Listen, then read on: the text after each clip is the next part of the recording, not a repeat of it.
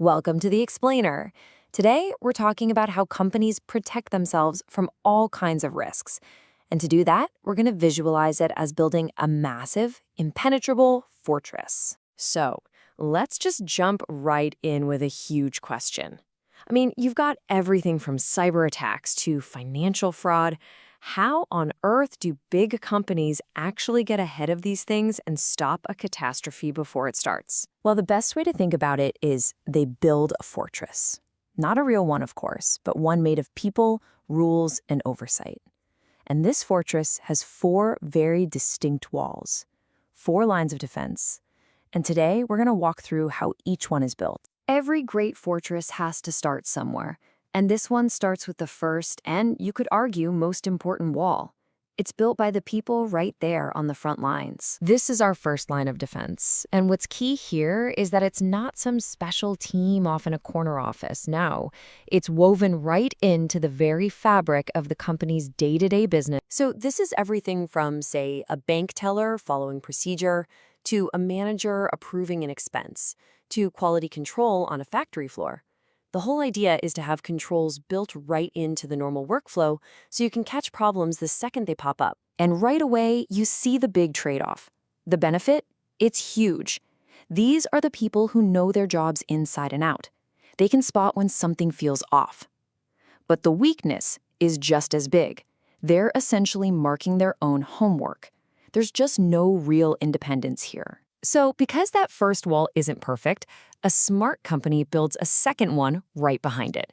Think of these as the watchful overseers, the people who watch the watchers. And this, of course, brings us to the second line of defense. This is where we add a really important layer of specialized oversight. So these are functions that are deliberately kept separate from the frontline action. Think of a compliance department that reviews trades for anything suspicious, or a central finance team that scrutinizes a department's spending. Their whole job is to step back and review the work of that first line. Now, this is great. It adds a much-needed dose of objectivity, because these folks aren't directly responsible for the operational results. But, and this is a big but, they're still part of the same overall management structure. And really, their effectiveness comes down to how much they actually know. Okay, so to deal with any of those lingering biases, and to make sure those first 2 walls are actually as strong as everyone thinks they are, we need to build a third wall. And this one is much more independent. Our third line of defense. For most companies, this is going to be the internal audit team. The word you gotta focus on here is independent. See, internal audit's job isn't to do the work, and it's not even to oversee it every day. Their one and only job is to give an objective, unfiltered opinion straight to the top, to the board, about whether the entire risk system is actually working. And this really shows you the power and, frankly, the paradox of this third line. Their independence is their superpower, no question. But at the end of the day, they're still employees. And here's the kicker. They can only recommend changes. They have influence, for sure, but they don't have the authority to force anyone to do anything. All right, for the ultimate final layer of assurance, the organization has to look outside its own walls. It needs a completely impartial, outside perspective. This is the fourth line of defense. It comes from totally outside the company, usually in the form of external auditors. Right, so these are not employees. They are hired guns, brought in to give a completely independent opinion.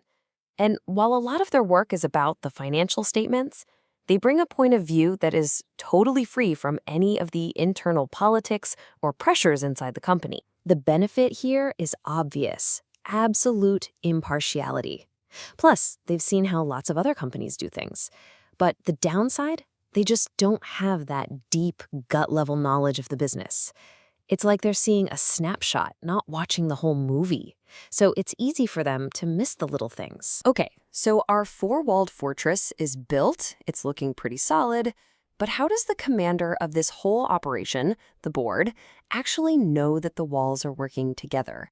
How do they see the whole battlefield at once? Well, they use a clever tool called assurance mapping. It's basically a strategic map of all your defenses. It's pretty straightforward. First, you figure out your biggest risks. Then, you link each risk to the lines of defense that are supposed to be stopping it. You track how well they're doing with real data, with KPIs. And then you roll up that whole map into a clear report for the board so they can see exactly where things are strong and where the cracks are. So let's make this really concrete. How would this whole fortress system actually stand up to a modern threat?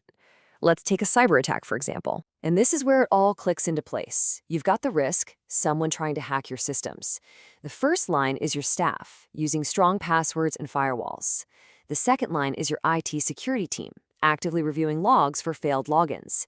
Then comes the third line, internal audit, who might actually try to hack the system themselves to test it. And finally, that fourth line, your external auditors, will report on any major security holes they stumble upon. See? Each line has a very specific coordinated job to do. So, after all that, why bother? Why go through all the trouble of building and mapping this really complex fortress? What's the point? Well, the benefits are really practical. For starters, it helps you find the gaps in your defense before a real attacker does. It also stops people from wasting time and money, making sure the second line isn't just redoing what the first line already did. It helps leaders put their money and people where the biggest risks are. And at the end of the day, it gives everyone, directors, investors, customers, real confidence that the company is being run well. And that really leaves us with one last thought. Whether we're talking about a giant global company or, hey, even just your own personal projects, every system has these kinds of defenses, even if you don't call them that. So, now that you know how to look for them, which wall in your fortress needs a little more work? Thanks for joining us on The Explainer.